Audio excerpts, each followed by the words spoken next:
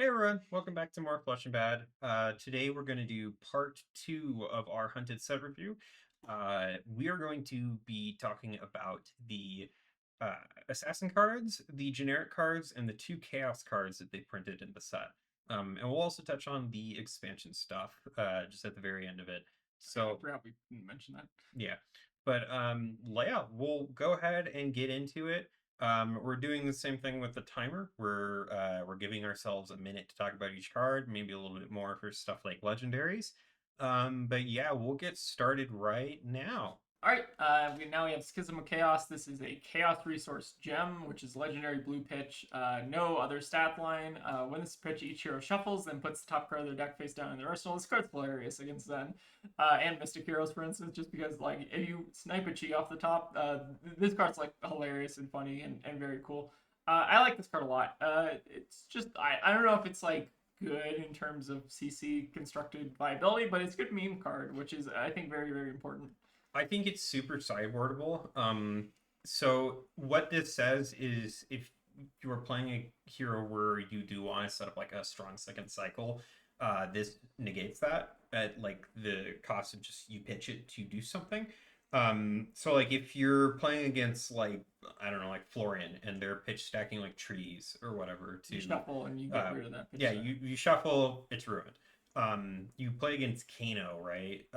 Like who Does can't not pitch stack. does not pitch deck anymore because They ruin the deck. they ruined the deck. Yeah.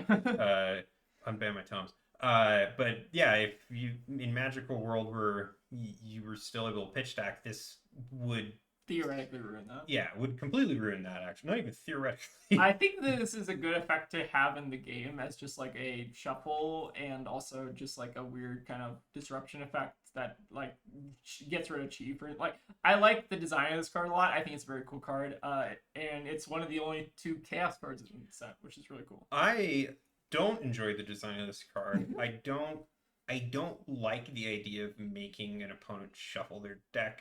I think the pitch stack is like a really like interesting skill to develop, and I don't know. Part of that to me feels a little like sacred, and you like shouldn't mess with that.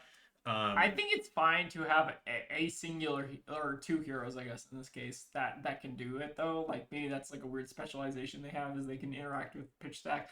Like I don't know, that seems like a fine effect to me. And like for a lot of the heroes in the game, this does not matter, Yeah, right? not at all. The shuffle part at least. Maybe the putting a card top card of their deck face down or Put something. trounce and yeah, take that, Victor. Yeah, this card has a lot of funny input. Like this is a very funny meme card. I like this card. But I do think it's definitely a very sideboardable card. Cool. Yeah, I think it's pretty okay. All right, so we have Hunter's Clave, I think is how you say it. Clave? Clave. Clave. Yeah, tell me how I'm pronouncing that wrong in the comments. Yeah. So this is a majestic assassin weapon, and we skipped over the weapons in the other video, but like this one's unique. So it's got the typical dagger thing of 2 resources, attack, go again, piercing 1, on hit, mark them. I think it's a really solid piece of equipment for Arachne. Um, like, and also it has good synergy with quick knives, so you can get like an on-demand, just like here's a mark. Yeah. There's definitely some dagger recursion cards in this set, so you can get this back and continue the mark synergy. Yeah.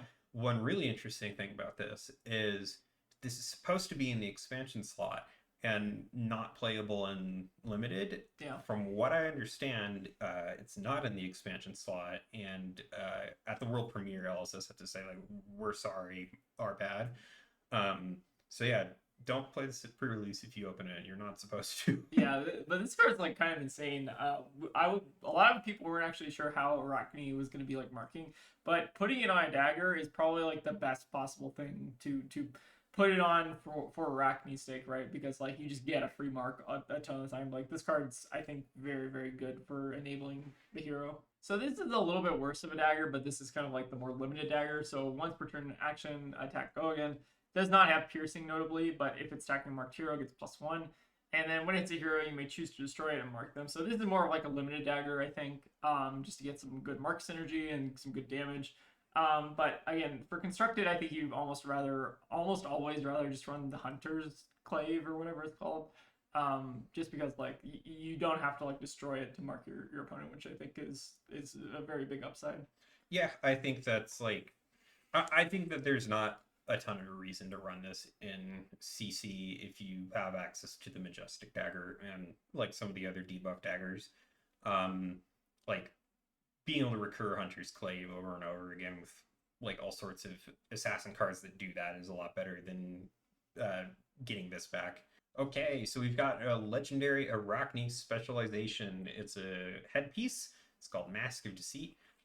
When it defends, you become a random agent of chaos. If the attacking hero is marked, instead you choose the agent of chaos, and it's got Blade Break. This seems like it is pretty good. If you can mark your opponent, then you can change into one of the 6 Arachnes that best suits your purposes. Yeah, like what do you think about it? Like, I think it's rad. Yeah, I think this card's pretty rad. I guess like how much value do you put on changing into like a specific agent of chaos versus like a random one, or like what is the value of one of the agents of chaos? I guess is like kind of the real question. I think the value is like pretty good. Like it definitely depends. It depends, right? Because you want to be like you want to be using this card while you're like being the aggressor, right? Because like if you're like blocking out or something or whatever, right? You can't really use like the agent ability very good. But if you're keeping like a 4 or 5 card hand with this and then you block with it, this card seems pretty good. Like it's hard to evaluate like how much value switching into an agent of chaos is and how much value switching into a specific agent of chaos is, but it seems just very like a very solid card to me. Yeah, I think it's what you want to be running if you're playing Arachne Marionette. Yeah, for sure. Here's a question: does the slip through the cracks Arachne can they use this in Transform or no? I think they can. I think they can. I think they definitely can play it. If yeah, editor's note.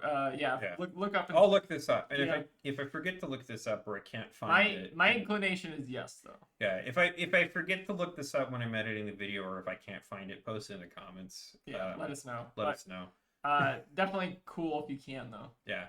Anyway, sick card. Oh Christ, this card. Okay, Kiss of Death, 0 for 3 stealth. It's an assassin action dagger attack. So this card's kind of wild. So when this hits a hero, they lose 1. This card's kind of insane, especially with like flick knives, because you can flick this card, right? Yeah, you can flick it. Yeah, this card's kind of just a wild, crazy. I think this is kind of like a fun card, but like this is kind of like a 0 for 5. I think this is the one that has the toxicity combo. Yeah, right? You can basically like combo this with toxicity. So you play toxicity, play this card, and then you get like 10 value or something, like something crazy like that, because you get the 1 from this, and then you get the flick knives, and then you get the. I think it's like 10, right? So kind of, so it's kind of like a 2-card 10, I think. Is it a 2 card? Yeah, it's a 2-card 10, but you have to play another card after this card to flick it. You can just attack with the dagger if you're. So it's a 3-card 10. It's like a 3. Yeah, it's the 3-card like 11 or something. I don't know. It's hard to evaluate this card. This card's probably pretty good. Yeah, very funny card. Very interesting design space. Probably going to see play at some point. Yeah, I have to imagine that this is like just a card that you want in the deck. Okay, so we got Under the Trapdoor, which has some really sick art. It is a blue assassin attack action that blocks 3. It's got stealth, and as an instant, you can discard it to banish target trap from your graveyard. If you do, you may play it this turn, and if it would be put into the graveyard this turn, you instead banish it. Yeah. So there's a lot about it. That's interesting. It's stealth, so you have like the Uzuri thing of like being able to swap it out. It's a 1-cost stealth one, so you can just neck it. It also has like this crazy just like defensive effect. So I think notably against CNC, for instance, right? You can just choose to like this counts as a react, but it's not a react. So you can like against a CNC block two 3s on this, right? But if it's against like a non-CNC attack, you can actually use it as like react speed, which is kind of a card like we've never seen exactly like play like that. This card's very interesting to me. Yeah, it's just a shame that Riptide doesn't have it, Yeah, right? it's a shame it's not a Riptide card. Poor Riptide. All right, next up we have Take Up the Mantle, and I do not like this card. Okay, so we have a 0 for 3 attack, assassin attack react. Target attack action card with stealth gets +2, and if it's attacking a marked hero instead, it gets +3. You may banish an attack action card from stealth from the graveyard. If you do, it becomes a copy of this card. So this is like the potentially 4 through 6 copies of Bonds of Agony. I fucking hate that card. I really hope that this card does not just like recur Bonds of Agony, and that's like the only thing you do with it. You know that's what it's gonna be. Yeah, it's. I feel like Bonds of Agony is so fucking boring. I don't know this card. If it, all right, I don't know if this card is actually gonna be good, so I don't want to complain about it preemptively. But if this card is just like recur Bonds of Agony and then just like consistently play it throughout the game, I don't know. That's incredibly boring to me. But I guess it does have like the marked thing, so I guess only your like New's probably not gonna play this, maybe, hopefully. But I don't know. I think that if like Arachne can consistently enable Bonds of Agony, that's probably going to not be good. Yeah, I don't know. I hope this card is better. Okay, I hope this card is like actually not as oppressive as it maybe like the interaction with Bonds of Agony maybe seems. Maybe it's not as good, but we'll see. Hopefully not. Hopefully not. Hopefully not. Okay, we got Tarantula Toxin. It's an assassin attack react. It blocks 3, because of course it does. Choose one or both. Target dagger attack gets +3. Target card defending an attack with stealth gets -3 this turn. When this was first spoiled, people were like, well, how on earth can both modes happen? And then stealth daggers. Yeah, we have stealth daggers and we have Kiss of Death, so this this works on that as well as like the graphene card. Graphene Chilicerai. Something. Yeah, who knows how to say that card? Someone in Blue Sky probably posted. Yeah, I think someone knows how to do it. Not me. Not me. But the ceiling of this card is 0 for 6. Yeah. Which is good. The floor of this card is 0 for 3, which is okay. Okay, so notably, because I've played Zuri a bunch before, one of the things that was the worst thing ever is when you put Shred in your arsenal. This doesn't have that. This doesn't have that problem because you always can attack with a dagger, right? Like ideally. So you're not gonna just have a situation where it's like, oh, I guess I don't have an arsenal anymore. Yeah. But yeah, like I think it's a really solid card. Yeah. All right, Anaphylactic Shock. So each opponent is a hero. An ally that has dealt damage to you this turn loses 1 life. So potential Ashwing kind of synergy here. And I guess UPF implications, or no. No, it has to be this turn. So no UPF implications. It is an instant speed trap. Because you can Kano someone. Oh, I guess you can theoretically Kano someone. UPF implications. Oh, okay, yeah. UPF implications. Okay. But Anaphylactic Shock. Maybe just some assassin way to deal with Dromai when she inevitably makes her return. Poor Riptide.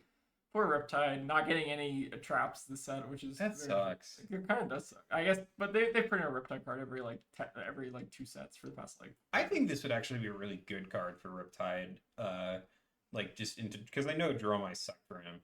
Yeah. Just going like, haha, take that Ashwings after taking it's a shame that some of these aren't like assassin ranger attacks, but I guess maybe it makes sense for like limited or I don't know. All right, next we have Bite, 0 for 3 stealth card. When it's attacks hero, you may have a target dagger you control deal 1 damage to them. If damage is dealt this way, the dagger is hit, destroy the dagger. So this is an on-hit hurl, it's an on-attack hurl that you don't have to pay for. Kind of interesting. Yeah, it seems pretty good, and it's got stealth. Yeah, it's pretty solid. Comes in blue and yellow too. It doesn't have go again though. Doesn't have a go. I mean, none of the stealth cards I think normally have go again. Don't they? I don't think there are. If there are, I'll go and look for it and put up on the screen right now. But yeah, most of them I don't think have go. But this is like I think an okay stat line. All right, so we've got Whittle from Bone. It's a stealth card. 0. It comes in all colors as well. So does Bite. When it attacks a marked hero, equip a Graphene Chelicera token. Chelicera. I hope I said it right. Yeah, who knows? So yeah, like this seems like if you can mark your opponent, this seems like they're like I think this is like okay and limited, right? because you want to be marking your opponent a bunch, and like there seems to be a fair number of things that care about like destroying daggers in a Notably, the dagger that you play in limited for like the Arachnes, I think destroys itself Yeah. if you hit. So this card seems like kind of okay to just buy back a dagger. Yeah, Kind and of cool. the token dagger it makes is actually quite good, Yeah, it's like a stealth dagger too, which has and it costs 1 to swing instead of 2, which is like pretty good. crazy. Yeah, pretty good for curve. Yeah, I think this card's good. Yeah. All right, Stains of the Redback. 1 for 3 assassin attack reaction. So target attack with stealth gets +3 and go again. Probably pretty good limited. And then if the defending hero is marked, it costs 1 less. So potentially a 0 for 3 that gives you an action point. Like this card seems pretty good, especially at reaction speed. Yeah, like I think it seems pretty solid. Like so far I think like Arachne can mark opponents pretty well, especially just because the weapon like has that effect naturally. Yeah. So I think you tend to get more like leeway with stuff like that with Arachne. Yeah. So yeah, I think this is a pretty solid card. The art is also like really cool. Yeah, art's pretty cool. Like I really like the way this card looks. All right, we have Orb Weaver Spinneret, 0 for 3. Your next attack with stealth this turn gets +3. So this is an action speed card, and then you equip a Graphene Chilisera, whatever the fuck. And yeah, that's pretty good. 0 for 3 stat line, pretty solid. And then you also potentially get a free dagger out of it. Seems like it's pretty good value trade. Like maybe getting like a 0 for 4. Or, depends how much a Graphene Chilisera token is worth, but. Well, notably, this buffs said token because it's a stealth dagger. Oh yeah, that's also kind of cool. So like, kind of synergizes with itself, which is pretty neat. Seems like I think it's probably pretty solid. It comes in all colors. Comes in all colors. Yeah, I think this card's pretty solid. It's backstab. So this is a reprint from Outsiders. Yeah, So. Outsiders, because Dynasty didn't have stealth. Just yeah, D-Rat cards can be played with Chain Link. You've probably seen this before. It's all right. It's all right. I'm probably not even that good in limited, if I'm being honest. It's fine. It's probably fine. All right, Defang the Dragon. 0 for 3 stealth. You're contracted to hit a hero named Fang. Whenever you complete this contract, draw a card. So this is kind of in a similar cycle with, what is that? Extinguish the Flames, which is the Cinder version of this. Both are pretty good. Probably not CC playable unless these are like the 2 best heroes, which I don't think they are. But the card seems very narrow, but probably like an okay sideboard pickup in limited or like sealed, depending on like who you're playing against. Like I think this card's pretty good if you are playing against Fang, but otherwise, not really. Worst case scenario, like it's just a 0 for 3 assassin card that blocks 3, which is like the standard for assassin. So like you got that going for you, and it's got stealth, so things that care about stealth for buffing it, like still buff it. So one other bad thing about this card is that it has to be hitting a marked hero named Fang, not just a hero named Fang. So good lord. Yeah, you have an extra hoop to kind of jump through to get the value out of this card. So I don't think maybe it's not as good. Same sort of deal as Defang the Dragon.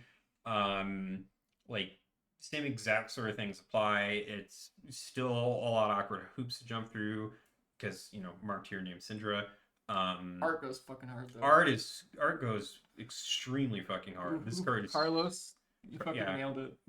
Yeah, like super sick art. Yeah, this card's dope. I would like a playmat of this. Carlos Cruchaga, I think is how you pronounce his last name. But yeah, he always does like really cool art, and this is like I think exception. Yeah, he's had other stuff before. I noticed the name. But yeah, awesome art. Super sick. Alright, Mark of the Black Widow, 0 for 3 stealth. When it hits a marked hero, they banish a card from their hand.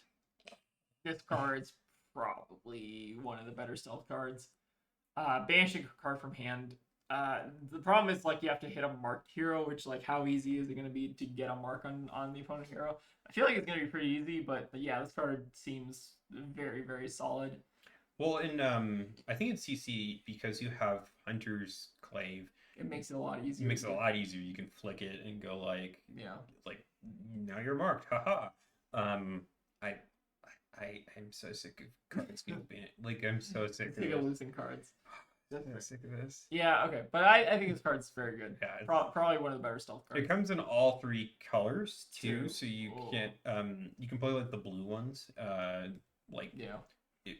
So I think at least New can't really play it. Oh well, unless New starts playing Hunters. Just give her. Yeah, we'll see. We'll give her a little bit. Who knows? All right, so Mark of the Funnel Web, stealth. when it hits a marked hero, banish a card in their arsenal. So it's like a part of the cycle, basically. It's sort of like a stealth, leave no witnesses that's conditional. Um, like it seems like it's going to be pretty good. For a lot of the same reasons that Mark of the Black Widow is probably pretty good. Yeah. I think that marking a hero in Arachne is going to be like Solid. pretty solid. Not like the most difficult thing in the world to do. Yeah, especially with the dagger. Yeah, so you like getting this online, I think, is like a lot easier done than said sometimes. So yeah, Also, the art is really, really cool on this one too. art's cool. Yeah, I can't even be mad at this card because it's got really good art. Yeah, I also don't mind the banish a card from Arsenal ones nearly as much as the hand ones. Like you can play around that a lot easier, I think. Yeah. Alright, Mark the Prey, really solid stealth card. Again, same stat line as basically all the other stealth cards in the game, except this one's on hit is Mark. Really good. Yeah, just Mark is probably worth like a very decent amount of value, especially if you're like Marionette getting a free flip or whatever. Like, yeah, this card seems amazing. Yeah, I don't have really any notes. It's just like extremely solid stealth card, comes in all three colors. On rate for assassin. Yeah, very good. Okay, so we've got Plunge the Prospect, which is a stealth card, 0 for 3, comes in all three colors. If it's attacking a marked hero, this gets +1. This is a limited card. I don't think you run this in your CC deck. I actually saw someone play this against me. Really? I don't know if it was good, but it like seemed okay. 0 for 4 stealth card is kind of above rate for stealth cards. I think that there's probably so many, better stuff you can be doing though. Yeah, there's so many other good stealth cards in the classic constructed card pool that it's like getting conditional +1 seems kind of suspect. Yeah, I don't know. Yeah, compare this with like bonds where it's like yeah. unconditional. Who knows? +9, +9, whatever. +9, whatever. Yeah. Maybe more. Who cares? But yeah, this card seems pretty cool. Yeah, like I definitely think this is like a very solid pickup in limited. Yeah, maybe, but not. I don't know. Constructed implications probably are not there. Especially red, right? Because you can make it a breakpoint, which is important. Yeah. So seems okay. Yeah. All right. Next up, we have Reaper's Call, so we can discard this, mark target opposing hero. This card is very, very good. I think like you compare this card to the on hit mark, and you're basically getting unconditional mark at like reaction or instant speed, which is really good. So it maybe makes your opponent like play weird or like do some funky stuff. Like your opponent can't really respond to this as easy as like an on hit on a 0 for 3 stealth card. So this card's probably decent. I guess the question is like, how much is the mark worth? Is it worth discarding a full card? Maybe. I don't know. It seems like it does just a ton in Arachne. Seems like a good synergy card. Like the other two heroes like definitely use mark pretty well, but like it seems like Arachne probably gets, or I guess Arachne and Fang both probably get the most out of marking. I feel like to me. Yeah, I'd argue Arachne even gets it more. Yeah, maybe. Yeah. But yeah, the card seems okay. Alright, next we have Scuttle the Canal. Stealth, when this attacks marked hero gets Gogan. 0 for 3 stealth Gogan's pretty good. Yeah. But it has to be a marked hero, which I guess like maybe synergize with the other mark stuff or whatever. I don't know, seems okay. I think there's definitely enough ways to get an opponent marked, especially in limited, that maybe it's okay. This often is just a 0 for 3 Gogan stealth card. Yeah. So yeah, like I don't think there's anything particularly wrong with this card or particularly bad about it. Yeah, seems okay. So yeah, we got Razor's Edge. This is a reprint from Dynasty. No, not from Dynasty, from Outsiders. It's just an attack react that gives an attack action with stealth +3. Pretty decent. Yeah, it's decent. You've probably seen this before somewhere. Yeah.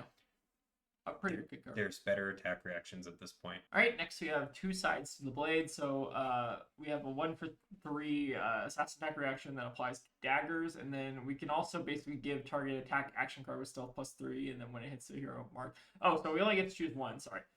We only get +3 either on a dagger attack or a card with stealth, but I think that the modal nature of this card makes it kind of interesting. So you can either choose a dagger or an attack action. And I think it's pretty cool. I think you generally probably want to put this on attack actions just so that you can get the mark value. But like even if you're putting on a dagger and like going for like a surprise lethal, this card seems pretty good to me. The only thing that's kind of not amazing is it costs 1.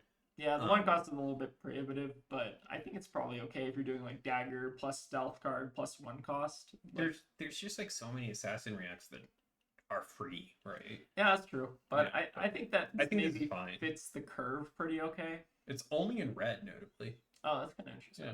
But it seems okay. Yeah. We've got Hunted or Hunter. It's an assassin defense reaction trap for Riptide.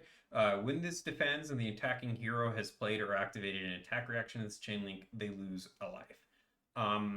This to me, it seems a lot like a limited D-react that you would bring into like Fang or Arachne. Yeah, like it seems okay. It's fine. It's a 0 for 4 value if you're playing against a hero with a lot of attack reacts. Otherwise, it's 0 for 3. Probably not a CC All-Star just because I feel like you can get better cards than this. But in limited, I think it's pretty alright. So this is the token weapon dagger that a lot of the assassin cards make. So this is Screphine Chelicera, or whatever, however you pronounce this card. I'm sure that we probably said it wrong at least 100 times now. I think I said it right. Okay, you probably said it. I definitely said it wrong. I think at least once. If I didn't say it right, don't say anything about it. Let me believe. Yeah. Do not tell us. Do not tell us. Yeah, but this dagger is really interesting just because it's stealth, and then you also only are paying 1 for it as opposed to 2, which is like normally what you pay for daggers. And when it attacks a marked hero, the attack gets Gogan. So so the problem with this card is that it doesn't just always have Gogan like the other daggers, but you're paying 1 less resource, so maybe this is like a good like chain ender or whatever. I think this card has like it's pretty good, especially for like a token weapon and like getting your dagger back. Seems pretty cool. It's also like got stealth, so you can synergize with other stealth stuff. Things that care about like buffing cards with stealth like this like is actually quite good. If Azuri manages to equip this and attacks with it, she can Azuri react with it too, which is kind of interesting. It does not go into your deck, notably, because it's a token and it just disappears. But I think this card's pretty sick. So that was the assassin cards. We're gonna go through the hybrid cards real quick of like assassin, warrior, and Ninja. Assassin ninja. I don't know if there's ninja warrior hybrids, but we're gonna find out. We'll find out, yeah. But yeah, let's start with pain in the backside. It is a majestic assassin ninja attack action. When this hits a hero target dagger you control deals 1 damage to them. If damage is dealt this way, the dagger is hit, go again, it attacks for 3. Notably, this card does not say destroy the dagger. It's so you basically get to hit with the dagger without destroying it, which makes it kind of cool. Problem is it's an on hit and it's not draconic. So maybe he's playing like assassin, but assassin really wants like stealth cards generally for like keyword synergies. This card's kind of interesting. I think it's definitely like maybe like a CC kind of builder. I don't know if this is like an all-star and like sealed or limited or whatever because it's just a 0/3 Gogan, but I guess maybe it's okay as like 0/3 Gogan because a lot of stealth cards just don't have Gogan anyways. So maybe it does see play. Like maybe this is actually okay. But the on hit I feel like is probably not super relevant. The 2 block is also rough on it. Yeah, the 2 block's also a little rough. Like I don't think you play this in CC unless there's something I'm missing, like super obvious. But I don't know. The 0/3 on hit cards don't seem very good to me. Yeah, if maybe someone will make this work. Yeah, maybe. All right, this card is like one of the best Cinder cards. So this is Throw Dagger, 0/3 Assassin Ninja attack reaction. So this is really cool in CC Syndra because what you can do is you can use this as your second flick outlet. So the problem with CC Syndra is you basically you want to be getting 2 daggers in the graveyard. The way you get the first dagger in the graveyard is by using flick knives. The way you get the second dagger in the graveyard is you have to use another card like a hurl or a throw dagger or like some other card that gets a dagger into the graveyard. Because you want to basically keep the chain open with Syndra to the point where you can recur the daggers while the chain is active. Because if you have to close the chain, then you have to pay the full price for Syndra. So this card is a really good enabler for CC Syndra. So it's basically like 0 for 1 damage as a blue 3 block that also draws you a card. Like this card is insane to me. That also like synergizes super well with Syndra. So I think this card is like a slam dunk in every CC Syndra deck. This card is amazing. Do you think it has any play in like Assassin? It might, but I think that like Syndra, I think maybe uses this card the best. But yeah, maybe this does see play an assassin, but I don't. Maybe I'm not like an assassin player. I'm not 100% sure. Fair enough. All right, we got cut through, which is an assassin ninja attack action. If you've hit with a dagger's combat chain, this gets +1 and go again. 0 cost, 3 attack, blocks for 2.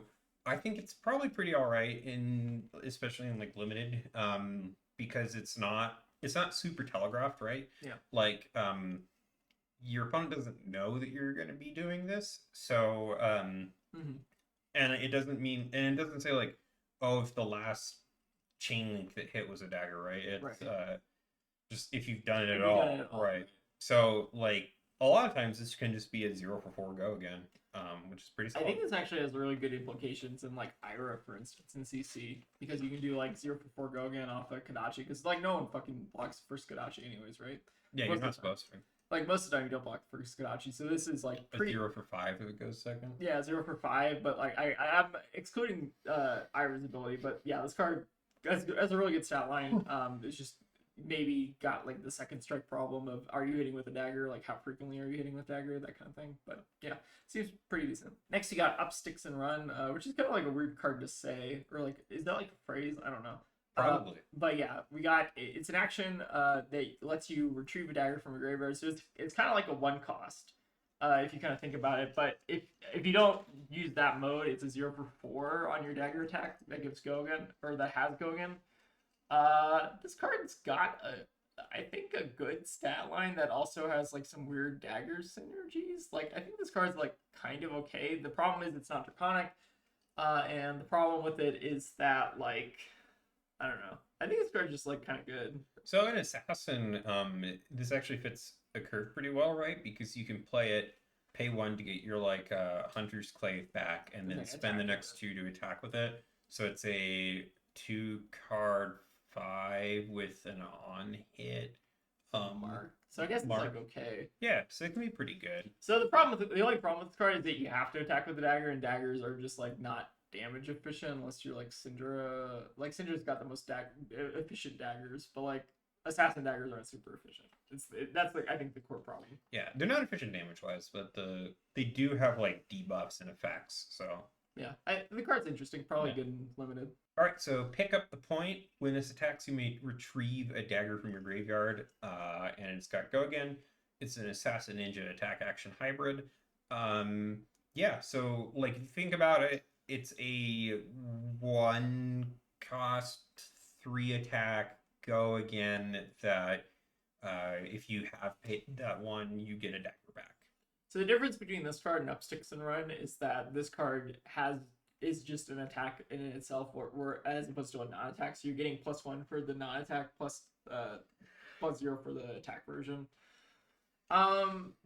Maybe decent limited. I don't know if it sees playing constructed. I don't think it's as good as Up Sticks and Run. Yeah, Up Sticks and Run like has a lot of. I feel like it has a better stat line, obviously, but like I don't know how much you care about having it be an attack action versus a non-attack action. I don't know. Yeah. It does have go again at least, so. Yeah. All right, next we have Poison Blade. This comes in all colors. It's a 1 for 3 go again ninja assassin attack reaction. This card is nuts in CC, but in limited it's probably like also fine as well. What this card says in CC is like at minimum you're getting like a 1 for 4. Like a 1 for 4 is like the floor of this card, and then that's if your opponent is not blocking your daggers as well. So like this card is like a lot of times like 1 for 6 or 1 for 7. This card's got like an insane stat line. The only bad thing about this card is it's not draconic, but I think that this card gives you like a ton of damage, especially in like CC Syndra and like some really kind of threat. Like basically makes all your dagger, like it makes your 2 daggers that you're sending also have an on hit of an initial like 1 damage. So it's really annoying card. I like the art on this card a lot too. I don't know, this card is just amazing all around. Yeah, I think this card seems really good. Like I saw you use it to great effect while I was getting that Syndra video together, and it just like took just most of your opponent's life. I think it was even like not coded correctly too. I think I should have gotten more damage out of it, but yeah. That's ridiculous. Yeah, this card is I think quite good. All right, we got Throw Yourself at Them. It's an assassin ninja attack action hybrid. When it attacks a hero, you may have target dagger you control deal 1 damage to them. If damage is dealt this way, the dagger is hit. Destroy the dagger. It costs 1. So if you think about it, this is Hurl. This is basically Hurl. This is basically the same stat line as Hurl, except you're paying the 1 as part of the cost instead of paying it. Like, it's less modal, basically. So it's kind of more like a limited card in that regard, because like Hurl actually has like a good mode of just being a 0 for 3 that you don't have to like throw the dagger, right? Yeah. Like the problem with this card in Syndra specifically, like if you're talking about your curve at Syndra, right? Is that like, let's say you do dagger this, and that's like your 2-card hand, or you don't want to be keeping 2 cards hand with Syndra anyways, but like let's say your hand was like blue dagger this, then you can't recur the daggers, which is the problem because it's not draconic. So that's why I think this card probably doesn't see play in like CC Syndra, but maybe it's like okay in limited. Yeah, I think like in CC, like Hurl is just a better, more versatile effect than this. Being locked into having to pay all the time is rough. Yeah, and you may not always, or I guess this also has the May clause, so you don't have to throw the dagger, but you always have to pay 1. Yeah. All right, next we'll do Lair of the Spider. So I've actually seen this card played in CC. When this defends, attack with go again, mark the defending hero. So really easy condition to kind of satisfy to get the mark. Pretty good, honestly. One of the surprising parts about this card is that it's actually a ninja defense reaction trap. Which is this like the only ninja trap? I think it's the only ninja trap. That's kind of wild. I didn't know this was a ninja card. I'll check before. Yeah, I feel like this is the only ninja trap, which makes it immediately kind of interesting. But yeah, pretty easy to get that condition satisfied to give marks. So I think this is like probably pretty solid and limited.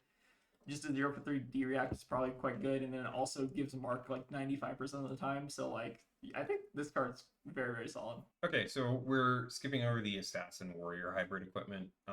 It's limited stuff. Yeah, but we'll get into it here with Perforate. It's an Assassin Warrior attack reaction, so the first hybrid of Assassin and Warrior. You may attack with target dagger an additional time, and its attacks cost you 1 less to activate this turn. Draw a card. Cost 1. Blocks 3. This seems pretty solid. Just like unconditional, like. So like it actually fits into the. I think it fits into like the assassin like dagger curve pretty well, right? Because you can attack with your dagger, you have the 1 floating, play this, you can attack with that dagger again, you draw a card, which then you can use to do other things. So I think this is a pretty solid card. Yeah, it seems like it's pretty good in like a dagger synergy. Like I don't know if this card has a strong enough stat line to be played in just like as an auto include in like every assassin or warrior deck. But maybe this is like an interesting like curve consideration card or like an interesting like synergy card. I don't fully understand, like, maybe I don't fully see, like, the lines with this card or whatever, but it seems like it's got some pretty strong effects on it, so. You think it could be okay in Fang? Could be okay in Fang. I haven't seen it played against me, but maybe there's something there. Yeah, I'm not 100% sure. All right, so we got Savor Bloodshed. So next dagger attack this turn gets +4, and the next time you hit a marked hero with the dagger this turn, draw a card. This kind of has a similar stat line to like the 0 for 4 dagger pumps at action speed we kind of saw earlier, but instead of the hit trigger being mark itself, instead we're getting next time you hit a marked hero, get a draw. I don't know. It's hard to evaluate cards like this because it's like, how often are you marking? I feel like this card is maybe like. I feel like this is correct to put this in the Assassin Warrior hybrid slot because, like, I feel like Fang would care about this, and I feel like the Arachnes might care about this. But yeah, this card seems like okay. Like, yeah, 0 for 4, pretty good. And then if you draw a card off of it, it's also pretty good. So yeah, I think this card's like got some things going for it. Yeah, I don't think there's very much like that's super bad about this card. Like, it's pretty solid in all areas. All right, we got to the point. Target dagger attack gets +3 if the defending hero is marked. Instead, it gets +4. Assassin Warrior attack react, it blocks for 2. Yeah, I don't know. Like, what do you think? If it's a 0 for react, you're getting like a really good stat line, especially on a react. Mm-hmm. The problem is you have to play it on a dagger. And it has to be, the defending hero has to be marked. Well, so you have to play on a dagger regardless, and Right. then if your hero is marked and it's also on a dagger attack, then you get the additional +1. Yeah, it seems okay. Like, I don't know. Yeah. The problem is it's not draconic for Fang, which Fang cares about a lot, and then the problem for Arachne is like maybe you just have better things to do. There is a lot fewer problems for Arachne with this card, though. Yeah. Arachne has like a lot more flexibility with marking and Daggers and stuff. daggers and stuff. All right, cut from the same cloth. So this is a 0 warrior action, warrior assassin reaction. Target opposing hero reveals their hand. If an attack reaction card is revealed this way, mark them. Your next. So this card's really really good. So what this card does is if you're playing against Fang or you're playing against like one of the Arachnes or whatever, like you basically get like a free mark that's not an on hit and then give your dagger +4. Mm-hmm. This card seems really good. Yeah, like I don't know how CC playable this is. But definitely like But yeah, cyber like tech. really solid limited card. Like if you're so incidentally the next dagger attack this turn gets +4. That is separate from the other thing. So your next dagger attack's always getting +4, right? Right. And like you get the added benefit of when you're playing into Arachne or Fang, you're very often marking them. So I think it all around just a pretty solid card and like a decent pickup. It not blocking 3 is a little bit rough, but like a lot of these hybrids don't. You also get the information out of this card of revealing your opponent's hand, which has a lot of value in this game, especially against decks with reacts and stuff. Like, I think that this card is very, very, very, very good. Yeah, I think that's like a really big deal. Okay, so we got Incision, which is a 0-cost 3 block, target dagger attack gets +3, assassin warrior attack reaction. It's fine. I think this is a limited card. There's really no bells and whistles to this. Yeah, not draconic. Not draconic. So Fang is kind of less incentivized to run it, but it's probably decent enough to run in like assassin or whatever. It gets it makes your daggers attack for more, which is like fine. Yeah, it feels like basically just an assassin card because of how much I think Fang cares about draconic, especially with the daggers. But even the assassin cards, like there's other assassin cards that are just like they're better. They do I don't more. know. This card's not crazy. That's fine. Yeah. Like it's really like it's like a limited card. I don't think you run this in CC at all. All right, next we have Scar Tissue. So we have a 0 for 3 react. Only applies to daggers, so target dagger gets +3 when it hits 0. Mark them. Pretty solid mark synergy. Nothing super like again. If cards like how good is Mark is kind of like your key question. I think Mark is probably very very good. So you probably do want effects like this. I guess the question is, are there better effects than this? And I'm not entirely sure that there are. Like I think you would probably play this card in Fang, and you would probably play it in Arachne. So like I think this card's real solid. All right, so we got Take a Stab, which is a 0-cost 2 block assassin warrior attack react. Target dagger attack gets +3, and when this hits a marked hero, you may attack with it an additional time this turn. So I think it's like pretty okay in limited. I think that there's going to be plenty of ways to mark opposing heroes. So like having the ability to just like threaten more dagger follow-ups is worth doing. It not being draconic is a little bit rough for Fang, but you do at least get to like free up a dagger, right? Yeah, which is kind of cool. Yeah. I think this card's probably okay. I think that maybe the mark enabler is a little bit better than this card because like just getting like a critical density mark I think seems really good, but otherwise I think this card's pretty good. All right, so the last card is Den of the Spider. So this is a 0 for 3 D react. When it defends an attack with greater power than its base, mark the attacking hero. So this is kind of similar to the Go Again trap that I think was Ninja Assassin, I think, but this is Warrior Assassin instead. So Warriors have a trap now too, which is kind of neat. It's kind of cool, yeah. Warriors have a trap as well. So yeah, very interesting card.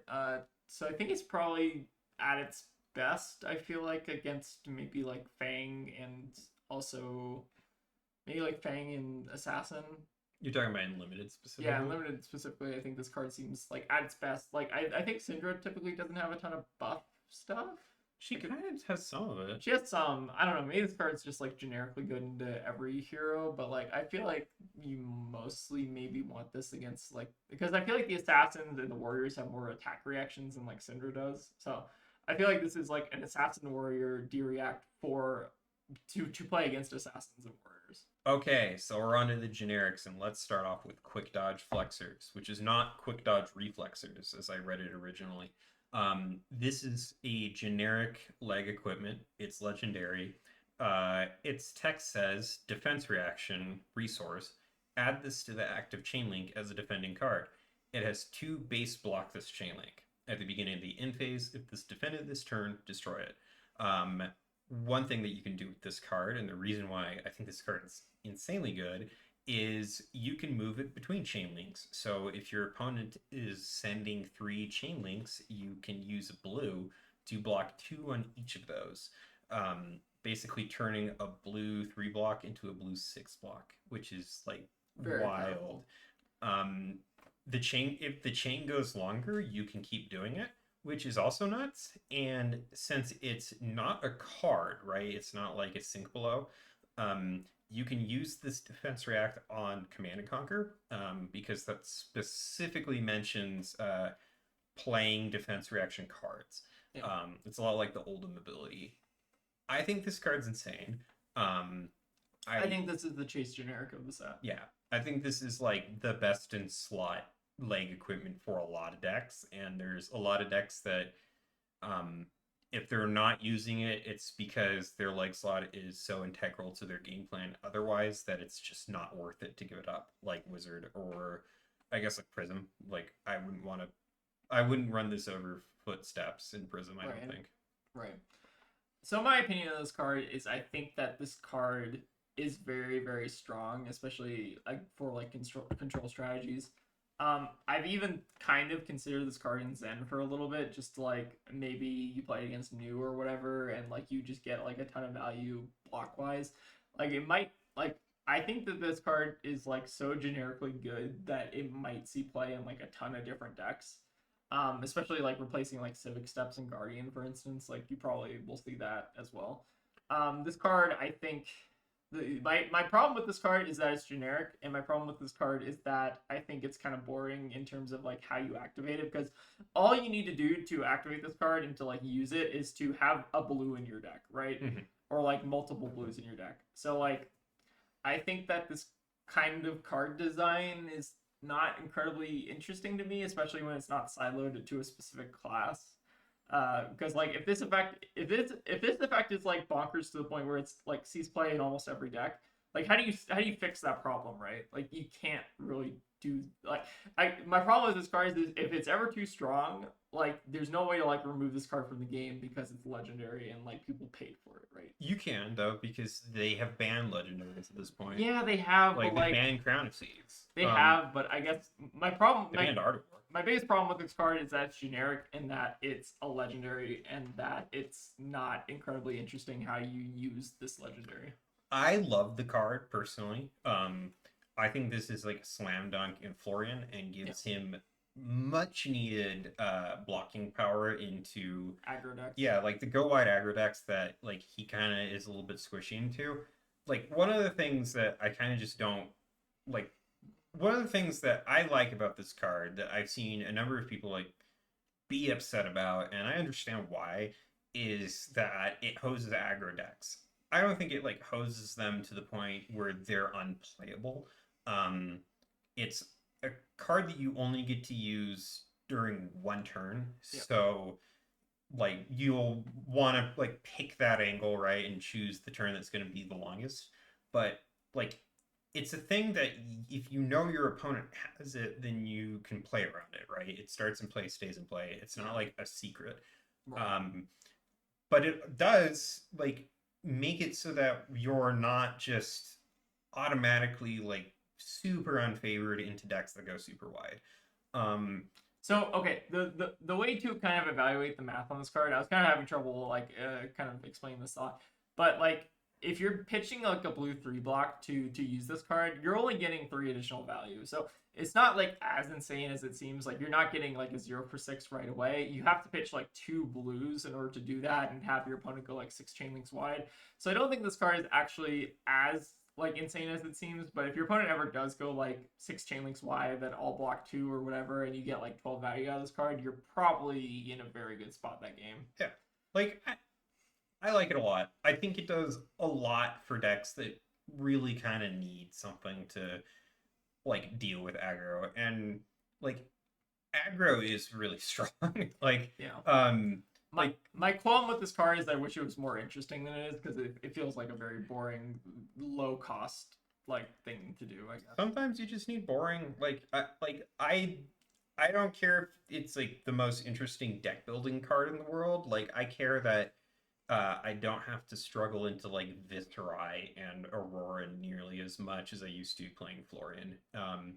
Because like, you know, those are very, very strong decks, and you don't have a ton of counterplay in the game to super wide chains. Like the game's just not designed to have counterplay to that. So this is like one of the few things that exists that does do that, and I really like it. I think it's cool. I really like that Enigma also got an upgrade with this card potentially. I don't know. Okay, so maybe Enigma might run it, but I don't necessarily think that's correct. Like I think this card might be better than Phantasmal and Enigma. maybe I don't know. Like it remains to be seen. Remains to be seen, but I think this card is like incredibly strong, and I think it's incredibly strong. I wish it wasn't generic. That's my biggest problem. I do not think it's the end of the world for aggro decks. I think aggro players are. I don't think it's the end of the world. I just think it's boring. I think it's cool. I like it. It's welcome to rate. Hell yeah. All right, let's move on. Yeah. So we're gonna. Yeah, moving on to the generics, we have Rotten Remains. So this is when this stacks, you may banish a card with 1 from each hero's graveyard. If you do, this gets +1. Repeat this process. This is kind of interesting. So I guess there's maybe some UPF implications or whatever, but maybe potentially interesting against like new, as like because like a lot of news. That's kind of cool. Yeah, a lot of news cards that are like based like Persuasive Prognosis, Bonds of Agony, whatever. It's kind of like an interesting graveyard hate piece, which I kind of like. It's also like blue and blocks 3, so I kind of like this card a lot. That's really interesting. It's also kind of like reminds me of like Scavenging Ooze and like Magic. I like the guy. The guy's pretty cool. I don't know. I think that this card is actually really interesting. Is that Cave Den? Huh? That the one merchant hero? Oh, I have no idea. Yeah. But anyways, Marco Gonzalez knocking it out of the park with the art again, and yeah, this card seems really cool. Man, now I'm just like thinking of like all the weird things you can do with this card. Yeah, this card's really weird, really cool. Like it. All right, we've got Shelter from the Storm. Wow. So it's a 0 for 4 generic defense react, which is a thing that I thought they stopped doing. And this card has an instant speed discard effect where the next 3 times you would be dealt damage this turn, prevent 1 of that damage. So this is wild. In some ways, like I think they've power crept Fate Foreseen with this. I would argue this is better than that. I still don't think it's better than Sink Below, which kind of goes to show. Is this the third? How many 0 for 4 reacts are in the game at generic? I think it's the third. Is this the third one? I think it's the third. My only problem with this card is that Enigma is going to probably play this, and then it's probably going to be really good in Enigma, and then I'm going to play it in Florian. It's going to be awesome. Yeah, well, I don't know. I think that 0 for 4 D-React should not probably be... my problem with this is generic, that I think you should probably silo this to a class. Like Earth. Sure, why not? What's wild to me, though, this being Majestic, I think that if Sink Below was printed today, it would probably be a Majestic. Probably. Because this is, I don't think... This card's I still don't think it's as good as Sink Below, and it's extremely good, and it's a Majestic, so yeah, like... I don't know. Don't love that it's generic. But that's my problem with a lot of cards, is I don't love that they're generic. It's also got a pirate. When are we going to get a pirate set? Probably soon. Yeah, please print a pirate set. That'd be sick. Alright, dual threat. So if you attack with a weapon this turn and get the next attack action you play this turn gets +3. And if you attack with an attack action this card this turn, your next weapon attack this turn gets +3. So how do you use this card? So first, like if you're trying to get the full 0 for 6 value out of this card, you need to have 2 weapons, or I guess like a weapon you can swing twice, which is basically 2 weapons, right? So you need to be a class that has 2 weapons, and you need to also be a class that has attack action cards. And then you also need to like play attack action card, play weapon, play attack action, play this, and then play attack action, play weapon, or the other way around. You know who can do that? Who? Enigma. I guess. Yeah. But like I don't like. Is this card even good in Enigma?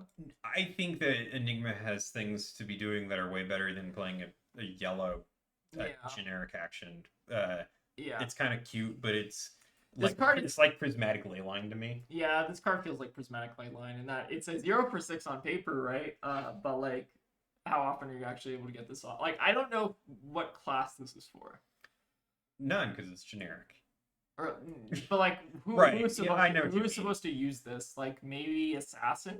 Like, this seems like the kind of card for people who really want to like try and build around something, or it's like, oh, I can make this work. This card feels jank. Yeah, like it's like intentional, like Magic Johnny jank, right? Where it's like, oh yeah, don't you want to? But cards like this are fun. Yeah, I think cool. that this card's cool. Yeah, I don't think there's anything particularly wrong with cards like that. Okay, so we got Pursue to the Edge of Oblivion. It's a 0 for 4 wounding blow, but with the relevant text of when it hits a hero, mark them.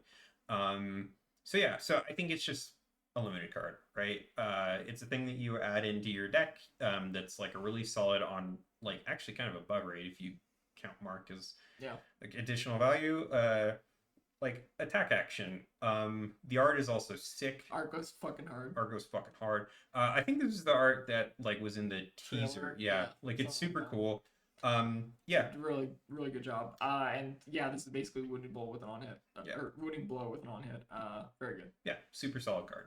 All right, this is Pursue to the Edge of Oblivion's older brother. Pursue to the Pits of Despair. So when this hits you, mark them, and then you get +1 cost, +1 stat, or +1 attack. Yeah, this card's fine. Critical strike, but with mark on hit. Probably pretty good, but again, suffers from the not draconic problem for Fang and Syndra. I think it's probably like good, very solid. Solid limited filler, I think. All right, we got Sound the Alarm, which is a 1 for 5 generic attack action, blocks 3. When this attacks a hero, they reveal their hand. If an attack reaction card is revealed this way, you may search your deck for a defense reaction card, reveal it, shuffle, and put it on top. I love this card. What about you? I also love this card. This card's so cool. One incredibly funny meme thing which I want to do with this card, with Zen specifically, is play this in Zen against New. Because when you attack New, they reveal their hand, so you get like all the information about their hand. And then if they reveal an attack reaction, which like they're probably gonna do like maybe 50% of the time or something like that. Like I don't know, maybe like I think New runs 12 attack reacts or something like that. But the funny part about this card is you can get wax on, wax off, and then like line it up in such a way that you like tutor for the other one that you don't need, or you get like a sync or like I think this card is like an awesome meme card that I would love. And I like how you say it's a meme card. I think it's just like it's also card. It's like a very good card. Like especially in like limited, I think this card's probably pretty decent against like Fang and. So I'm looking at running it in Florian because with Grasp and Florian Online, this is a 2-card 7 that gives you perfect information about your opponent's hand, and if they are something like Assassin or just a deck that has attack reactions, you can go and get like Brute Bound, right, or Shelter from the Storm or Sink Below, like one of your many defensive options in Florian. So I think this like fits right in. I definitely want to try it out and like see how it works, but I'm very excited for this card. Yeah, this card's awesome. All right, next up we got Razor Reflex, which is a reprint. We're not going to talk about it. Yep, it's Razor Reflex. You know what it does. It's good. All right, Imperial Seal of Command. So this is kind of like the old like Royal cycle that they did for like caring about Royal. So destroy this. Defense reactions can't be played this turn. If you're Royal, the next time you hit a hero this turn, destroy all cards in your arsenal. So someone at LSS like went to the printers, type submitted this card, and they were like, fuck Riptide.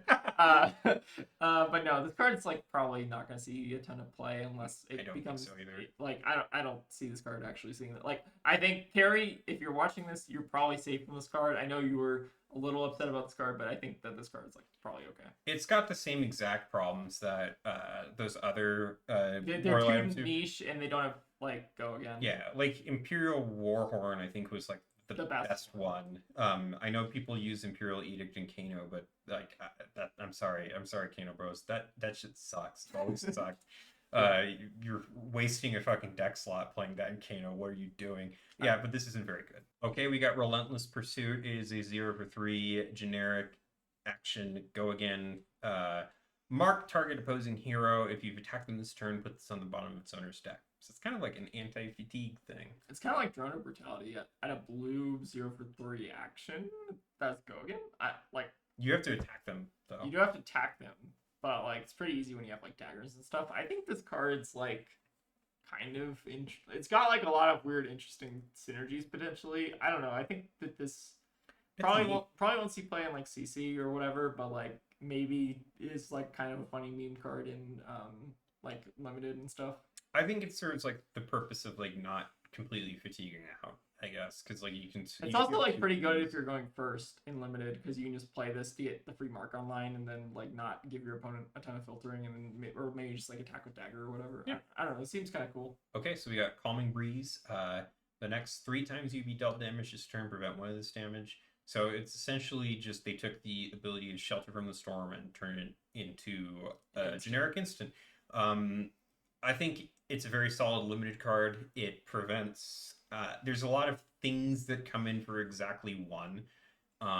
In this like daggers being thrown at you, for instance, and this covers that pretty well. So I feel like there's almost no reason to play this in CC because you just have shelter for the storm. But Acilio, you can discard. Ooh, yeah. Ooh, yeah. Ooh, thinking about now you're thinking big brain stuff there. Yeah, I like it could be good in the new matchup for Acilio. Who knows? Who knows?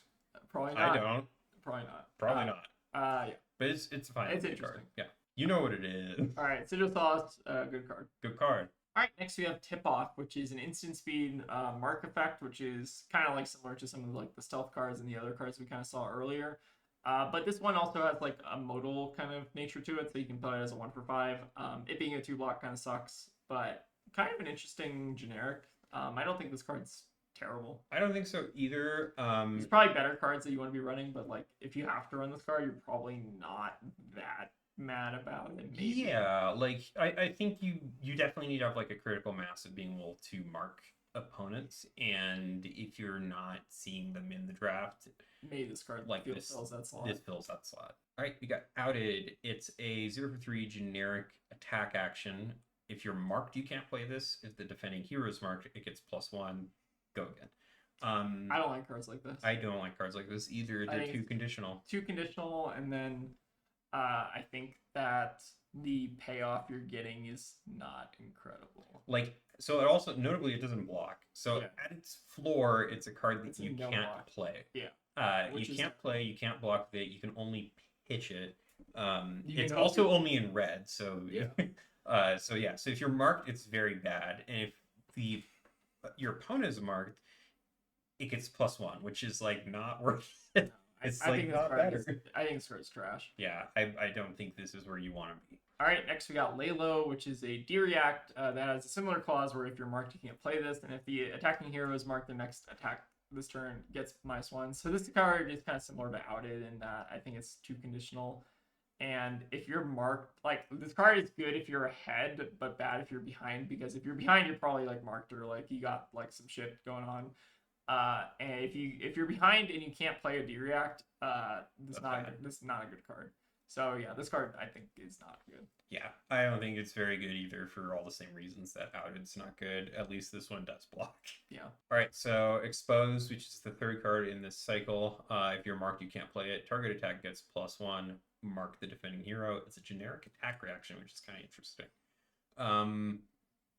Yeah, so it's essentially just lunging press, right? Yeah, it's lunging press. It's kind of part of like an interesting cycle. Like I think the last 3 cards are part of like a cycle where you can't play it if you're marked. This is the most playable of them. I feel like this is the most playable of them because like maybe in like CC if you're just needing like a lunging press that marks or I don't know. I'm stretching here, but like maybe this is the most playable of them, but it still has like kind of shit stats a little bit. Yeah, it's not really anything to write home about. All right, next we got put in context. This can only be defended and attacked with 3 or less base power. It's a 0 for 3 D react. It being a blue is kind of like interesting. Like being a blue 0 for 3 D react is kind of okay, especially in like limited. Obviously the problem is that you can only play it against an attack with 3 or less base. So if it gets like pumped or anything, then you're in a little bit of trouble. But like, card seems pretty good. Especially, so the interesting thing about this card is that like if your opponent goes for attack react, you can play it in response to the attack react, and it will resolve first, so you can defend it before it gets pumped. Yeah, I think it's like a solid limited D react. A blue three block D react is like pretty okay. Like normally blue D reacts come in for 2. Yeah. And this is a set that does have a lot of things with 3 or less base power. So yeah, I like it. It's cool. Oh, actually, like 3 or less base power. So you can even play it doesn't even matter. It doesn't even matter if they react. Yeah, it's just for the little attacks. So like they can make it huge, but this can still block it. Yeah, so it's really cool. Yeah. So we got nip at the heels. Target attack with 3 or less base power gets +1, and it's a generic attack reaction, which is kind of counterpart to put in context.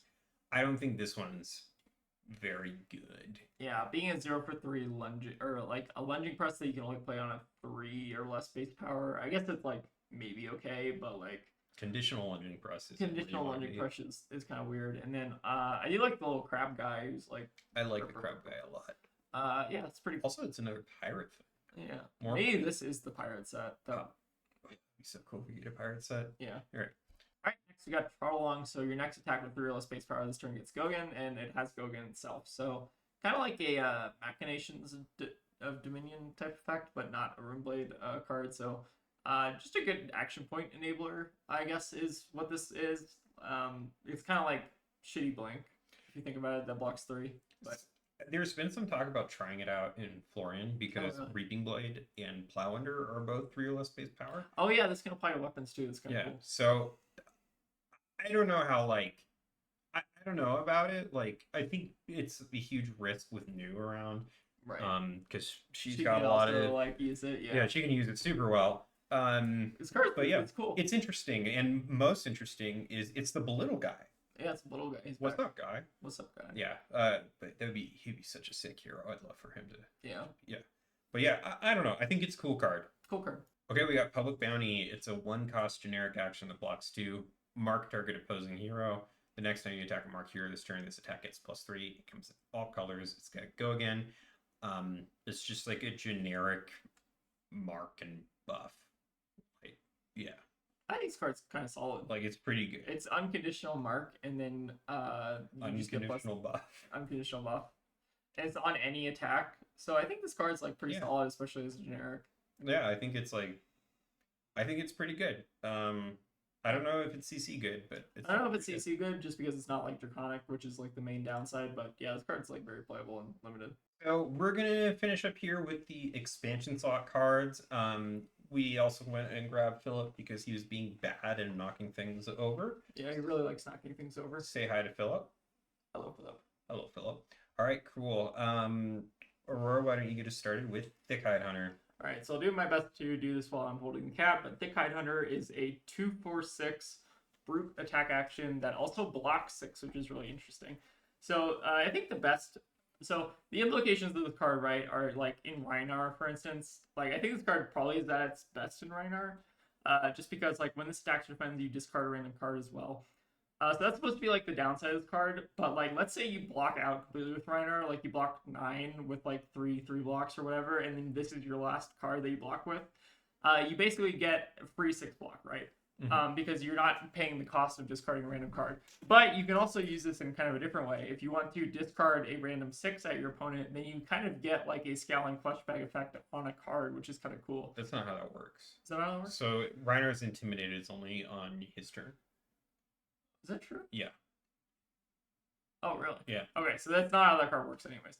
But yeah, the implications of the card, I guess, are that you block 15, which is kind of cool. Yeah, like, I don't know, it seems kind of like maybe not for this meta, especially the go wide, more aggressive meta, but maybe Maybe it's good into like Guardians or whatever, where you just have a block 6. I would be honest, I don't know if it's amazing. Like It's another shitty yellow 6 for Reiner. it's another which is shitty yellow 6 for Reiner. which is exactly what he needed. Nice. That's where we want to be. All right, so we got Tremor Shield Sabatons, which is a Guardian leg equipment. Instant destroy this, prevent the next 1 arcane damage that would be dealt to you this turn. If you control a seismic surge token this turn, instead prevent the next 2.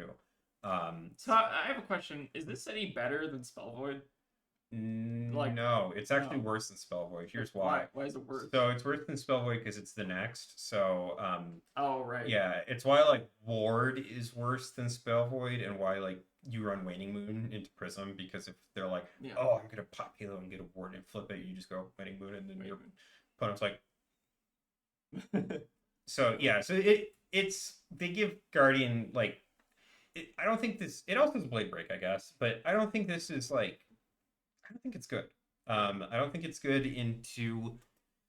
I don't think it's good into classes that do arcane damage. I don't think it's really good into Wizard. I don't even think that you need to be teching for Wizard at this point. Hey, maybe there'll be another Wizard set at some point. Maybe there will be a Wizard set at some point. But yeah, I think it's just kind of like.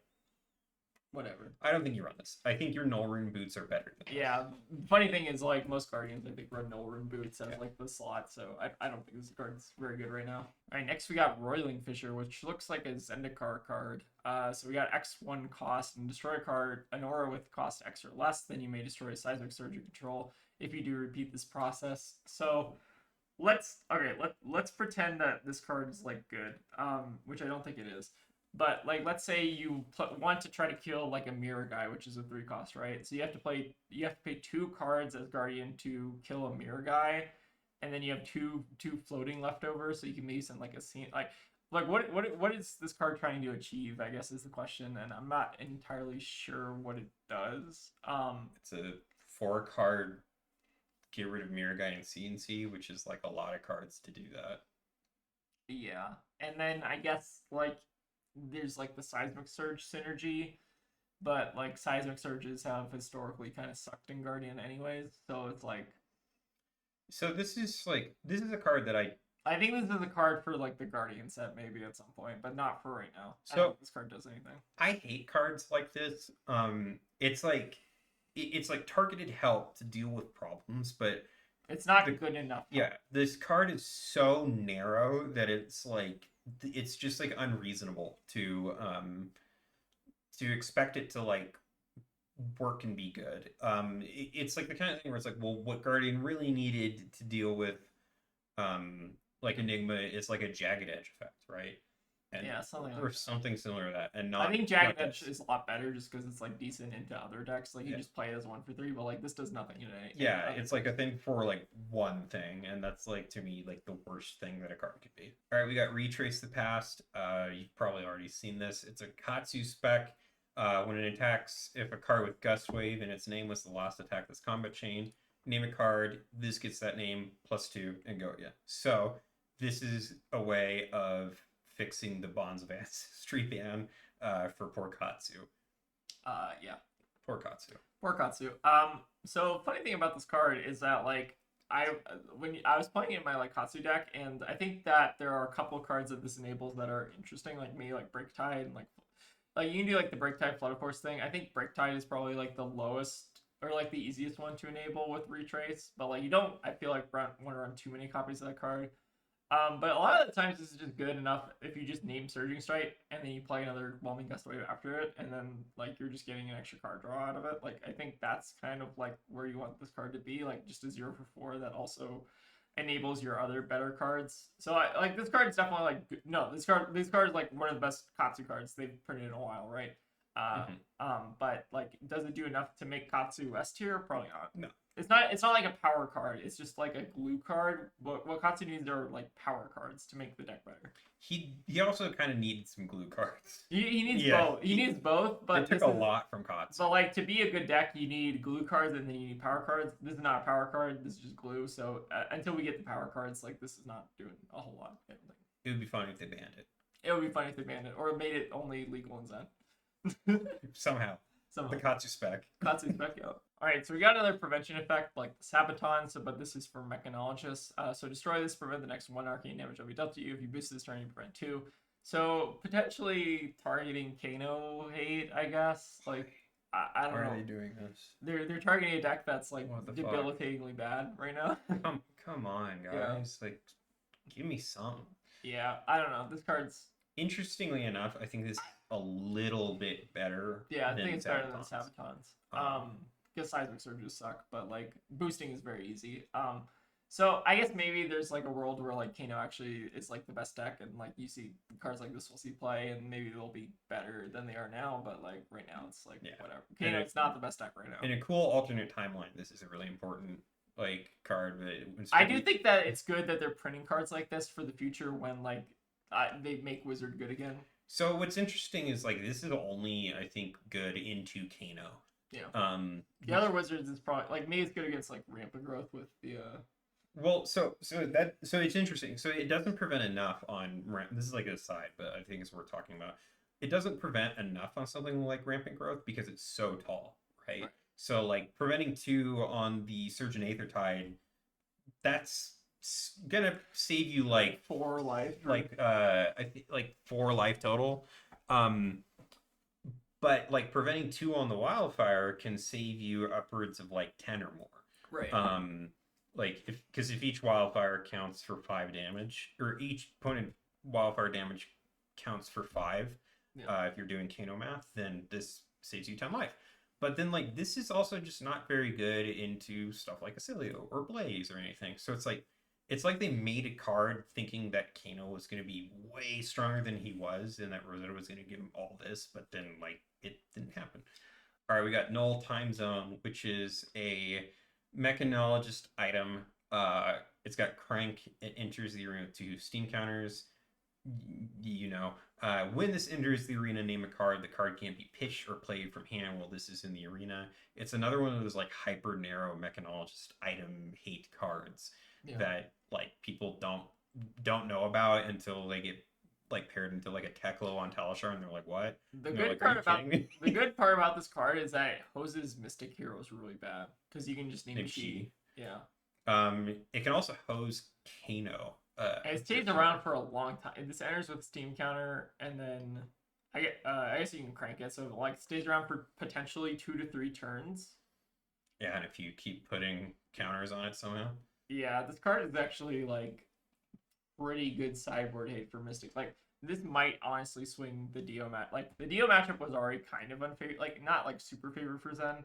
But like this might swing that a lot further, especially like because like Dio's like a go first deck. Like if they play this going first and you can't transcend for like 4 turns, you're probably in bad shape, right? I think it just turns into like the Let's Fatigue Dio strat then. Yeah, I think that probably becomes a new strat then.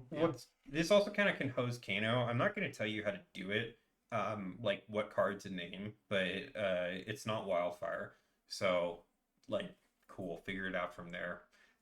But yeah, I don't know. I don't like hyper narrow Mechanologist hate cards like this.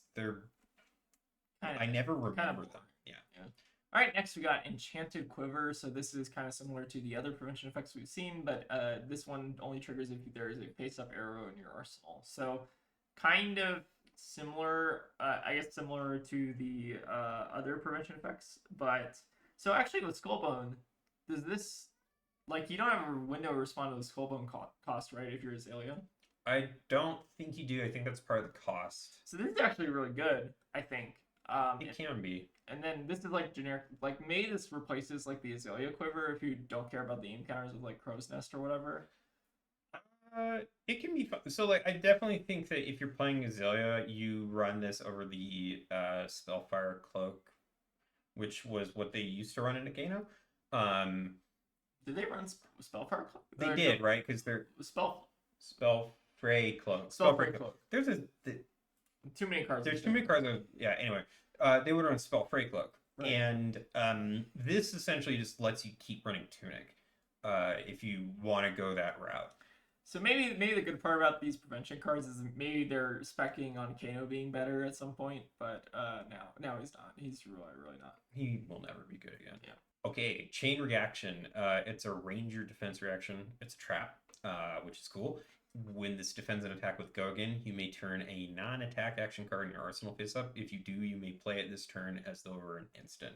So this is really cool. It's got all sorts of weird synergies, right? Yeah, you can play with Reoak. You can play with Warmongers, I think, right? Yeah, like You can play it with Plan for the War. Like, this card, I think it's maybe a slam dunk and rip. I don't know. Like, you'd have to, like, build around it, I think. But I think this card's really cool. It has you can definitely do a lot of unique things, I think, in Riptide, right? Because, so, like, let's say you play this and you've got 3 oak in hand.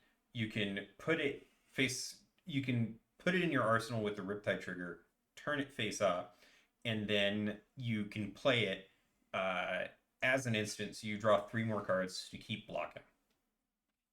I also don't know why you would want to do. You can also play like Codex at instant speed, and like, let's say your opponent's on a 4-card hand and they're starting with like a weapon swing or something. Then you like play it. Oh, that's so sick.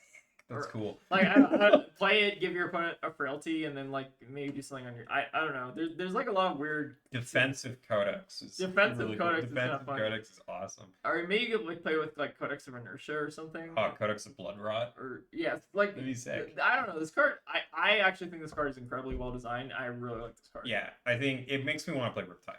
Yeah, this card's really cool. All right, next we got Doused in Runeblood. This is a 1/4 Runeblade action attack with 3 block. When this attacks, create Runechant tokens equal to the number of non-attack cards you play this turn. If 3 or more Runechants are created this way, this gets go again.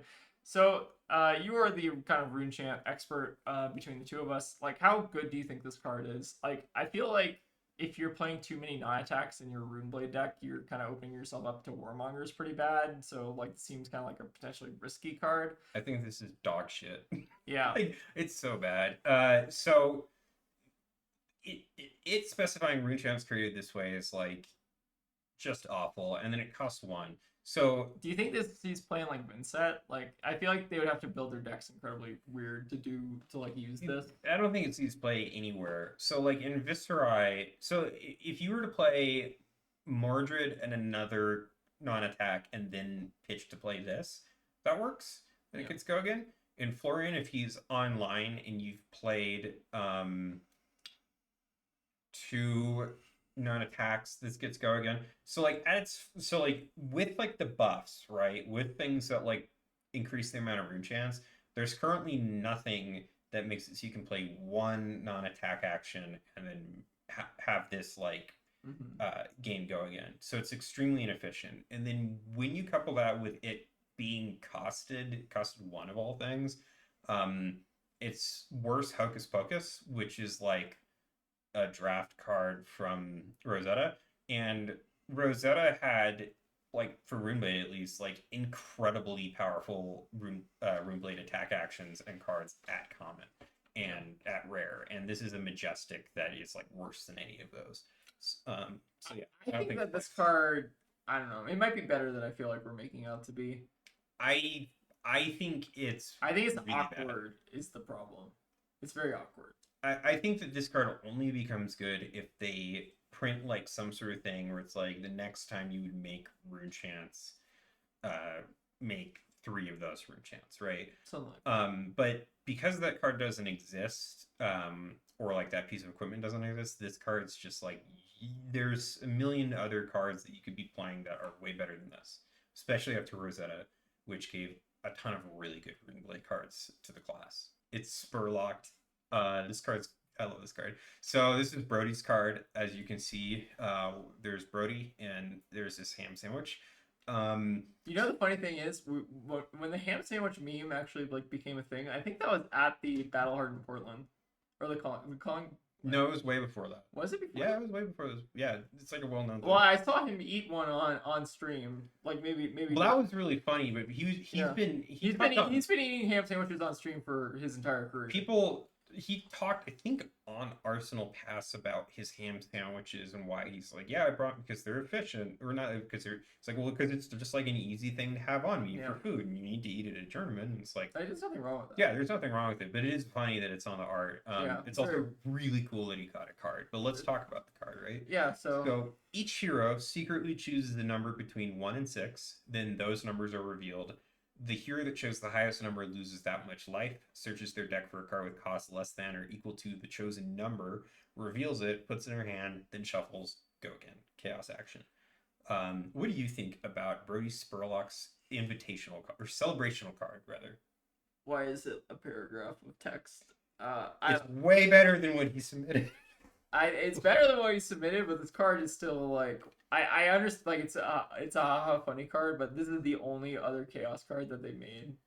I wish there was more chaos cards. I wish there was very excited. I was very excited to see chaos cards when I saw this card, and then it's like, oh, there's two.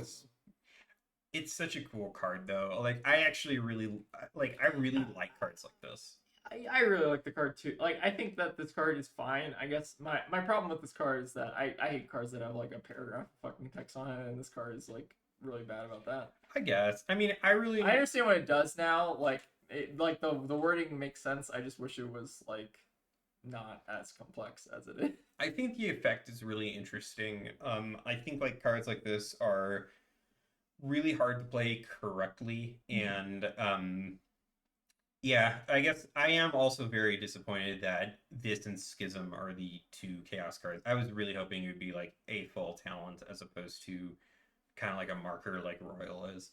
Yeah. I was hoping that there'd be Royal cards, just in general. But that'd be kind of cool. Yeah, I don't know. I can't wish for everything, but I like Brody's card. I think it's cool. I think it's neat. It's blue. Also, cool. Congrats to Brody for getting on a card. It's like really neat. Yeah. All right, now we have the One Ring, Ring of Roses, legendary burden spec that the first time you deal arcane damage each turn, you gain 1. I think this card is incredibly badly designed. I think this, so to me, this card is like, I feel like this was text that was on burdens at some point, like on her hero text, and they cut it off because they're like, oh, we don't want that. We're worried that she's going to be too powerful or yada, yada, yada. I just don't. Then they're like, oh, she's actually not that good. Let's put it back on a card, and then it's this. I don't like. So I think that there's maybe like a place in the game for legendary cards, and like this is like a interesting legendary card. But the problem I have with the problem with legendary cards in general is that I feel like they create like swingier game. Like let's say like specifically the keyword and not the rarity, right? The keyword, not the rarity. So like, let's say you're in a burden smear, right? And your opponent sees this on turn 0. You don't see this until turn 10. Is that really that interesting? Of like a game, you just take a turn off to play this, and then you're ahead for the I don't know. Like I feel like there's not like a skill testing portion of this card. It's just like a card you have in your deck that you eventually see and you turn on, and then it's good for you. Like I don't know. This card to me is kind of boring. I hate this card. I'm very disappointed that this is also taking up the wizard expansion slot. It's also one copy of a card in Verdance. Like there's not multiple copies. This card would probably be busted at multiple copies, but like this is not gonna like solve Verdance or anything, right? And the worst part about it is there's not, and before like someone rushes to the comments, this is like, oh, you could call the Graven Plume. It's like, sure, go ahead, do that. But like there's not actually a good way to get this out. And it being legendary means you're not gonna see it all the time. Yeah. Unless the game goes on till second cycle. So I think it's just a bad card, and it's a card where there's no support to go and get said bad card. And yeah, it does nothing to make her better. It's just like an extra little thing that she can run. I don't even know if you actually run it at this point. I'm sure that there's people who love Verdance who are going to tell me that I'm wrong. Like, this card is amazing, blah, blah, blah, but this is giving you, like, +2 value every turn when you're turned on, and +1 value when you're not turned fully on, so... Yeah. I don't know. I just don't like this card. It's just kind of disinteresting to me. Yeah, Verdance sucks. All right, so we got Wilson, and we also got Warcry of Themis. So this is a Prism card. Light Illusionist, and your next angel attack this turn gets +4. Go again. 3 block, instant speed. You can discard it, banish X cards from your soul, turn X target cards, and banish them face down. I think this is a very good card. I think that this card maybe is for a set that's not released yet. So maybe there's some like interesting kind of play there, but I don't think this card sees play immediately unless Earth Heroes are at the top of the meta, and I'm not entirely convinced that Verdance has gotten enough support to do that. Florian's way better than Furries. Well, yeah, I guess Florian that's kind of been like a good Florian's like actually good like A tier hero or whatever, but like I don't like. So do you need this card to beat Florian as Prism? I don't know if you do. So what's interesting about this card to me is that Oh, he's squirming. like it does buff your angels, which is cool, but that instant does like there are a lot of things now, and there are more and more things as the game keeps going on where they care about like playing something out for your banish zone or whatever. And this hoses that. So like if like Shadow Realm horror, right? I guess. Like stuff like that, right? There's a ton of stuff that like does care about it, and this just kind of like hoses it. I think you have to be kind of careful with it. Like, so I don't necessarily think that turning all the Earth cards in Florian's Banish Zone face down is a great Using like use of Force Soul. Soul, yeah. But if you can turn, enough of them upside down so that the Felling of the Crown isn't online for 8 when they're playing it, like that's actually pretty good. I don't know. That could be worth it. I don't think this card's good right now, but I think it gets better with time. Yeah, I think the card's like solid. All right, next up we got Warcry Bologna. So this is a Bolton card. Target Raiden gets +2 this turn. Discard this banish X card from your soul. Next time target weapon deals X or less damage to this turn. Deal that much damage to this controller, and that damage can't be prevented. So this is kind of like, so the attack react side is that your Raiden gets like, let's say you're doing like a Lumina thing. Your Raiden will get like +4 if you're just doing 1 Lumina, and +6 if you're doing like 2 Luminas. So that's really good. Blood Rush. This might be like good sideboard tech, or like you maybe even just like main deck this in Bolton. I'm not a Bolton expert, but The instant's wild. the instant's wild. Like I don't actually know if that helps all that much against like Enigma, because you can like, I guess you can maybe like get them with it. I don't know. So you can so if they're like have Mirror Guy and a couple spectrals, right? And they attack you with a spectral, you just take it. Yeah. Or you just say like, okay, reacts, discard, and banish like however much. Do you just banish 1 with this? Is that what you normally do? X or less. So yeah, you can banish 1. I think you should banish 2 just in case they like do the uphold. And I guess yeah, and then it clears their board. Yeah, so I guess it's pretty good. I think it's a good card. But did Bolton really struggle with the Enigma matchup? Maybe he did. I'm sure he did. Probably. So Spencer, you can tell us. Spencer, you can tell us. But like, yeah, it seems pretty good. All right, next we got Cole, and as the resident Vincent expert, this card is very good. Yeah, 0 for 3 Shadow Runeblade action. You can play it from your banish zone, and then you can play it at instant speed if any hero has lost life this turn. And then you get a hand banish. Both heroes have to banish a card from hand, but this card is like insane.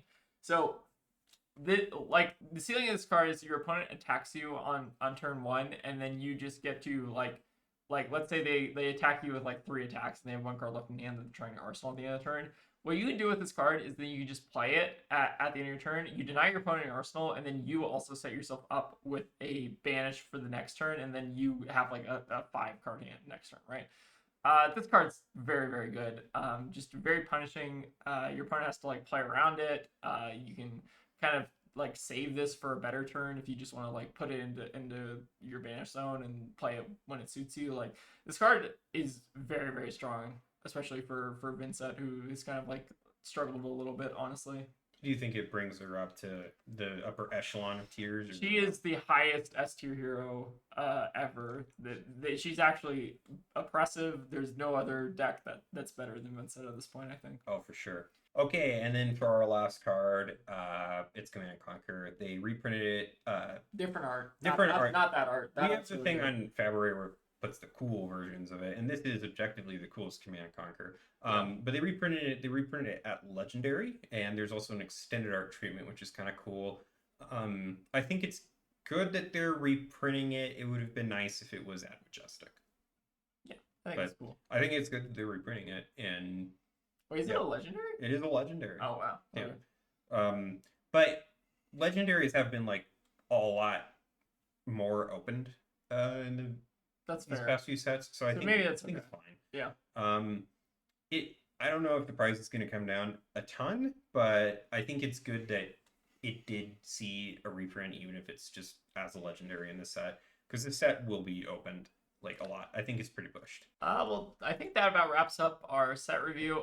One disappointing thing for me, at least, is that I feel like the original Arachne didn't receive a ton of support this set. Like, no, not at all. like I don't. Maybe this hero is just like completely unplayable to the point where they can't design cards. Like, I don't know. Like, that's a puzzle to me. Arachne is kind of upsetting because he's got like a really cool ability. It's a really cool skill testing ability, and I think it that just doesn't matter very much. I would have liked them to see. I would have liked to see them print a card that was specific to Arachne Huntsman that he could have used to, like, I don't know, do something interesting. Like that to me seems like a very maybe some of like maybe the mask or something you can use or whatever. But to me, it seems like they missed like a very obvious, like, why not just give him something? I feel like I am maybe like I'm not a Arachne main. Maybe the Arachne mains are celebrating the. I don't think they're celebrating. I feel like they're not celebrating. I'm like, I will be honest, I'm not super excited for Hunted. It's like 3 classes I honestly just don't like to play a ton of, and it's also I'm a ninja fan, so you're a ninja fan. I like ninja. I do think that there has been a little bit of redundancy between this set and like Mistveil. So that's the thing I was gonna say. Is like, I think it's I wonder if anyone else was like, hey, Mistveil was a little bit too early. Was too pushed, and we didn't realize how pushed it was going to be and how much it was going to work constructed.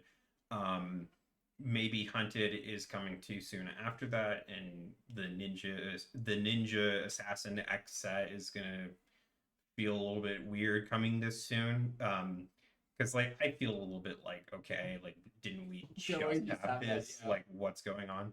And then seeing a bunch of assassin cards, especially that are like really strong, it's just like, so I don't know. I'm still gonna play it, and there's definitely cards in this set that I think are cool. And I think they did a really good job on a lot of cards. I think they did do a good job. I think some of the cards are not my favorite, but I think this set is not all terrible. I think that there are a lot of cool things that they added, but I do think that there maybe are some things that I would like on my wish list for some other like heroes and stuff to maybe give some support. Yeah, I really wish that they would. I understand why they're not doing it because they're not draftable, but I really wish that we had sets like Dynasty and Dusk Till Dawn, because the expansion slot, like like especially like this time around, right? Like the wizard card was a verdant spec, and it's a 1/of. It's a 1/of. So like I will be honest, Rosetta was like not a set that I was super crazy about, and didn't do I feel a ton for wizards. So now I gotta wait for another set to come out to see if Kano receives anything. So I don't know. Like, I really would like to see them, like, if someone else that sees this, there are people who would really like to see like an Everfest come out again. I think it would be cool. Yeah. But I think there's a lot of cool things in this set. I'm pretty excited for at least pre-release, which we're doing tomorrow. Oh yeah, I'm excited to play some pre-release, and I'm excited adjust Florian for the new meta. Yeah. It got pretty stale towards the end. Yeah, for sure. I think the metas are stale, so yeah. I think a shake-up's really good. Yeah. Hopefully this does cause a shake-up. Yeah. I think Zen's gonna be leaving pretty soon anyway, so yeah, that'll be a shake-up. But yeah. But anyways, I think that's gonna conclude our set review. So thank y'all for watching, and if you have anything that we just like misread the card, or like we're completely fucking wrong, or like you want to scream at your monitor because we're so stupid, post it in the comments. Post in the comments. It's good, and we'll read them. We read all of them. We do read all. We do read all of them. It's my favorite thing to do. Yeah, it's our favorite. She reads all. I don't read all. I read all. But yeah, we will read them, and you tell us like, oh, you're wrong about this card, and then whatever. All right, well, that's gonna wrap it up. Thank you all for watching, and we'll see y'all next time. Bye. Bye.